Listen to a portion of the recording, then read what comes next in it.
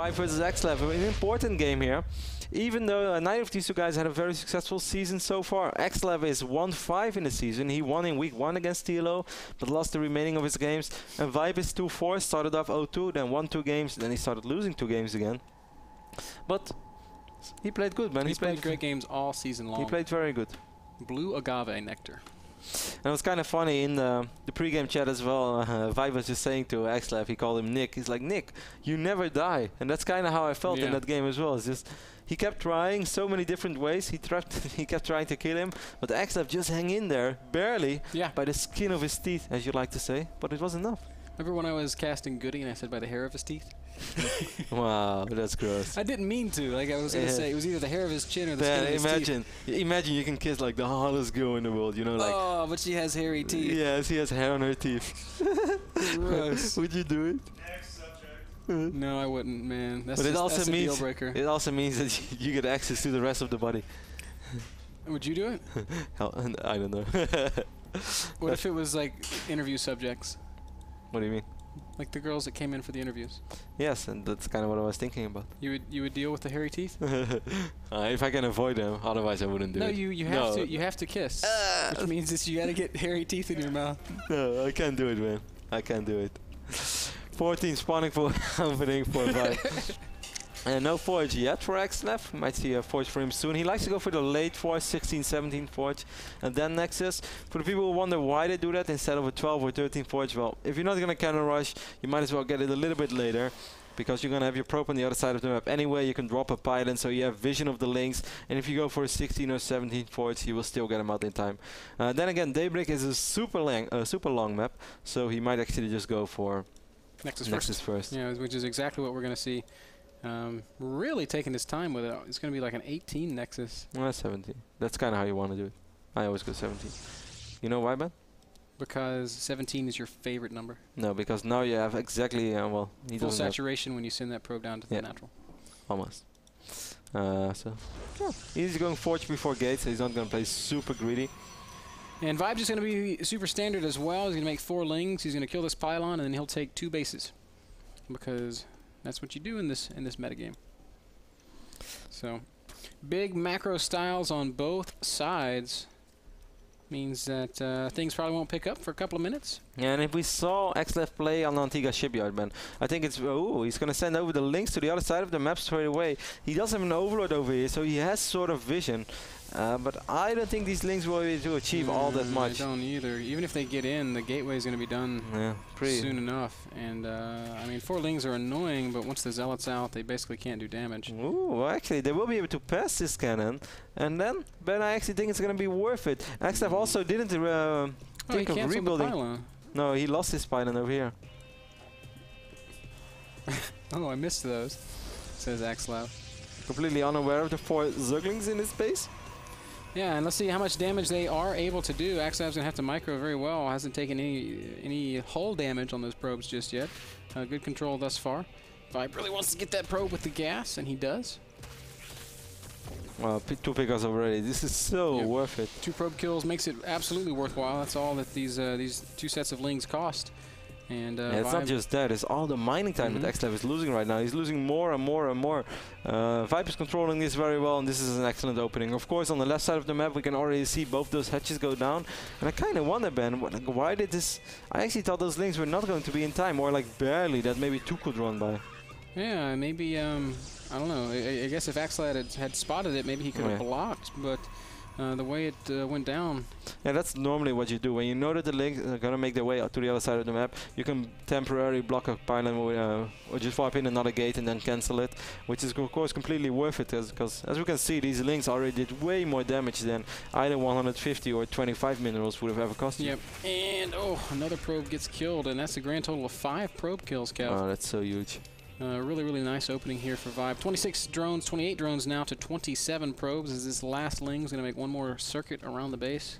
And do you think an opening like this, man, triggers a reaction for Axslav, that how I think that he was going to try to play quick 3 bases over here on this map? Axslav seems to have like a little bit of a lag issue, but I've never heard of actually lag on our maps. Yeah, that's the first time I've seen. And I've played quite a bit on our maps as well, and I've never seen any problem. So it seems like Axslav perhaps has an unstable connection or whatnot. Unfortunate. He's going to poke out in the middle with his Zealot Stalker, just take some map control, sit on that Zelnaga tower, make sure he doesn't get surprised by any more Zerglings, and will he follow this up with some kind of 2-base all-in, I think is what you were driving at. Yeah, because I think he wants to play like he did on Antigua Ben, go for quick 3 bases, but the way that this has been going so far, it's already always hard to hold. If Zerg goes for a lot of aggression, which ViBe shows that he likes to do against quick 3-base Protoss, I don't think you can hold it after the start that Axslav had. It would be tough. Man, Axslav Picking up that creep tumor. tumor. That's a really nice pick off. Forces that queen to... It's not a tumor. Not anymore. It's now a creep hole. If the Governator was the unit in Starcraft II, do you think he would be the queen? No way, man. If the Governator was the unit in Starcraft, it would be that... What was that thing called? The Imbalisk. Remember the Imbalisk? Nope. He was like a giant ultra with spine crawlers on his back that launched banelings. Where did you see this? It was in like a Blizzard video when they, I think when they were first previewing StarCraft II, in fact. But that was not actually a serious unit, was it? No. It was like, remember that Terran unit, the Transformer? You put all the buildings together? Oh, yeah. Oh, that was like so badass. Like April Fools or something. Yeah, Optimus Prime unit. Man, if Terran could only do that, I'd probably play Terran. That's the only reason why I would ever play Terran. A couple of these Zerglings are going to try to get us around on the Zealot. Almost got it. Man, this reminds me of Warcraft 3. It's like, yeah, oh, a little bit. Oh, nice dodge. Speed upgrade doesn't finish. Yeah, he gets us around. Yep. You know, in Warcraft 3, right now the fans would be like, whee. 4 points around. Well, that wasn't really 4 points. You can do 4 points around in StarCraft. Like, even though it's a 3D game, there's only 4 ways to maneuver, technically. I believe you. Axslav is going to go for this fast third base. That's what you called it, right? A 4 point surround. Am I saying that right or wrong? I don't know. We just most of the time we always said like just a surround. Yeah, just a surround, a perfect surround. 4 units surround. We didn't really use 4 point. Well, I like it, man. If we go back in time, we can coin it. Yeah. Mr. Bitter says. Mr. 4 points surround. All the Warcraft 3 guys are gonna be like, who the hell is Mr. Bitter? Who's this scrub? He gets it. 60 drones right now for ViBe. Axslav, despite losing quite a few probes early on, did go up to 56 probes, man, so it's not all that bad. But ViBe now already with that 4th hatch on the left top side of the map. He is getting those upgrades, he is getting road speed, he's making quite a few units. He's only at 58 drones. I would love to see him getting a couple of more drones, but still, I think this is going to be hard for Axslav to stick around. I'm really he's going to need a lot of cannons. That ViBe has not made enough workers. He is making a couple more on the production tab. That's a lot of Zerglings. I think he should have taken that first fight. Now he's going to run back and fight in range of that cannon, and that's not one that he's going to be able to win. He's going to have to reroute. But there are not many sentries, man, and he did force now just a few force fields already, and there are really not a lot of force fields. He does have a Zealot over here on hold. The roaches could pick him off, though, and if the Lings get inside, that would be a real big problem. Warp in a sentry. Army of Axslav is coming up, but he's going to be he's going to be forced to fight here. Now there are no cannons supporting. Well, pretty good force fields, though. I like those force fields a lot. Force fields. Ling's not able to really hit anything, just that one Stalker. And Axslav holds just fine, and ViBe is super committed to building units right now, Kev. Right. He's got 61 drones out, and he is just pumping roaches. There goes one more small rotation of drones. He really needs to get up to about 80 drones, I feel. You know what I think is crazy, man? How many things Axslav is doing at once. He's building so many probes. He even got the Templar archives. He's already researching +2 for the Twilight Council. Don't you think it's crazy that he's going for Archons that early on in the game? I mean, he made a relatively low amount of sentries while having this playstyle, you know? If you see Hydra do this, he goes up to like 6, 7, 8, 9 sentries. Yeah. ViBe still wants to be aggressive. More units on the production tab, getting upgrades for his roaches. +2 armor, +1 attack. Burrow even going down. I like this observer over there a lot by Axslav. It's a very important observer. Clutch, sees everything that's happening. Beautiful pickoff right there. That was kind of like Blink Stalkers picking off a sentry in Orc vs. Orc. PvP. All these Warcraft 3 references. Oh, the Immortal stock. I don't think Axslav is aware of that. Or maybe he is. Maybe it's on purpose. Holding down the front. Wow, a lot of cannons over here. I think with those cannons, Axslav might be fine, but this is a lot of roaches, and those roaches are really in the thick of things, and that's when roaches are best. Yeah, and they're going to be able to kill a lot of sentries. All the Immortals fall. The cannon's doing a good job, but they're taking some heavy damage as well. This Immortal and this Zealot still clogged up back at home. Just now we see a lot of sentries, man, and then I really wonder, why did he get that Templar Archive so early? Yeah, if he's going to use the gas on sentries, then Templar Archives is not really going to be able to come into play here. Roach is just closing down everything. They're going to be able to kill a lot of probes. This third base might actually fall. ViBe wants to get all the sentries before he turns around for the Nexus. ViBe is just killing everything right now. Just now, Axslav starts researching Storm, but I'm afraid that's a little too late. This Immortal's taking a lot of damage. With those 3 cannons, he's going to be fine with some force fields. ViBe really committing to this attack. I kind of would like to see him just kill the third. I think he's pretty sure that he's still going to kill it anyway. Which might be a little bit risky, but I guess he's going to be fine. Well, ViBe did, during all this ban, did go up to 80 drones. That's exactly what I want to see. And that's going to make it very difficult for Axslav to bounce back here if he loses this third Nexus. And I don't think there's really anything he can do to prevent it from going down. I don't think so either. So Axslav is going to be stuck on 2 bases. And the biggest problem is, Ben, after all, he was forced to make a lot of sentries. Now it's too late. He lost the income of those additional Vespian geysers. He's going to drop a couple of forces. He ends up losing another Immortal and doesn't really kill anything. Yeah, ViBe's showing us some really good ZVP. All season long, actually. Really seems to have a good understanding of the matchup, doing some things that... Yeah, these guys in route are pretty smart, I heard. You have to pass an IQ test to get into route. Over 135 or you're not able to end. Roaches once more going to pick off this Forge and then back up at least momentarily. Hive and Spire going to finish up around the same time, so ViBe's end-game tech of choice is going to be Broodlords. I think Axslav is going to try to win the... Oh, he's actually taking a Ninja Expand in the right bottom side of the map. More force fields going down. Beautiful force fields, and those cannons and Immortals are really holding it down. But how many more force fields does Axslav have? 0. Man, I love the aggression from ViBe. Yeah, it's relentless. Never really stops. It's like a little North American Stefano. So that's like the biggest compliment you can ever give a Zerg. Yeah. Cybercore going to get picked off. That means no more sentries, no more stalkers. And but wait, that makes no sense, man. Isn't Stefano North American? A second North American Zerg. Storm goes down. It doesn't really hit all that much. ViBe is just playing this out so extremely well. But he is completely unaware of this expand over here in the right bottom side of this map. But I don't even think that Axslav is going to be able to hold his main much longer. He does have maybe a few storms right now. Beautiful storm. It's a great storm. ViBe takes some big damage from it. But he has Burrow. Even if Axslav secures this base, how is he going to get probes there? Like, he's going to have to build them all. A war prison, man. Behind enemy lines. What if he could warp in probes?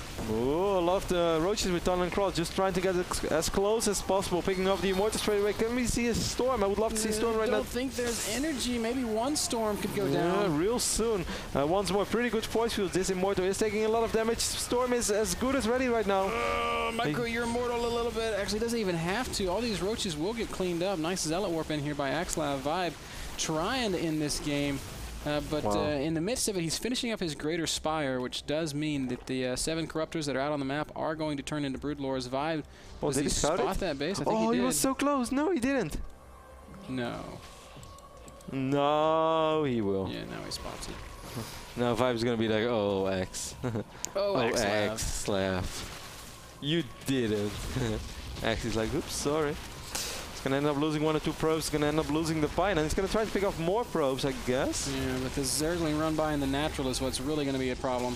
Ling's gonna surround the Immortal, they're gonna clean up these ViBe is playing so extremely well. Multi-pronged aggression everywhere. I love that Axslav always has a couple cannons in his main though.